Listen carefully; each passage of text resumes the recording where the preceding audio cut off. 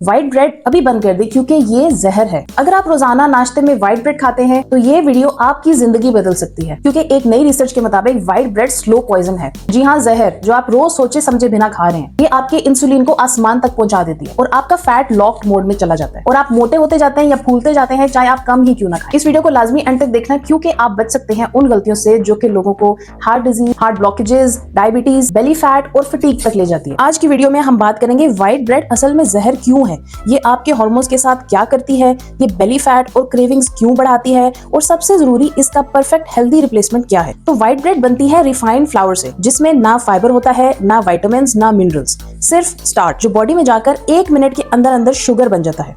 जब ये sugar blood में जाती है तो पैंक्रियास को एक इमरजेंसी मैसेज मिलता है कि इंसुलिन भेजो। इंसुलिन का काम होता है शुगर को कंट्रोल करना, लेकिन जब इंसुलिन बार बार स्पाइक होती है तो ये 3 बड़ी प्रॉब्लम्स आती है। Number 1, body fat store mode में चली जाती है। इंसुलिन जब ज्यादा हो तो बॉडी फैट जलाना बंद कर देती है और सिर्फ स्टोर करती है, स्पेशली बेली और थाइज में। सेकेंडली, डायबिटीज का रिस्क बढ़ता है। रोजाना हाई इंसुलिन स्पाइक्स पैंक्रियास को वीक कर देती हैं और वक्त के साथ डायबिटीज का रिस्क बहुत ज्यादा बढ़ जाता है और इससे होती है कांस्टेंट क्रेविंग्स। व्हाइट ब्रेड आपकी शुगर को जल्दी ऊपर ले आती है और फिर जल्दी नीचे गिरा देती है, जिससे आपको 1 घंटे बाद फिर भूख लगती है। इसलिए व्हाइट ब्रेड खाने के बावजूद आपको फिर कुछ मीठा या कुछ फ्राइड खाने का दिल करता है। तो व्हाइट ब्रेड का GI यानी कि ग्लाइसेमिक इंडेक्स बहुत हाई होता है।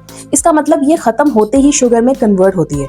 इसके डेंजरस साइड इफेक्ट्स हैं। Number 1, belly fat explosion, insulin spike यानी कि डायरेक्ट बेली फैट स्टोरेज। इसीलिए लोग कहते हैं मैं थोड़ा ही खाती हूँ मगर मेरा पेट बाहर आ रहा है या फिर बॉडी फूली हुई लग रही है, और उसका रीजन क्या है? ब्रेड का insulin effect. Secondly, hormonal imbalance. जब इंसुलिन बढ़ती है तो कोर्टिसोल यानी कि स्ट्रेस हार्मोन भी बढ़ता है।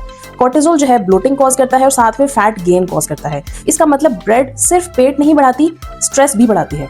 Thirdly, inflammation. White bread body में इन्फ्लेमेशन पैदा करती है, जिससे joints pain, bloating, skin acne, fatigue सब बढ़ता है।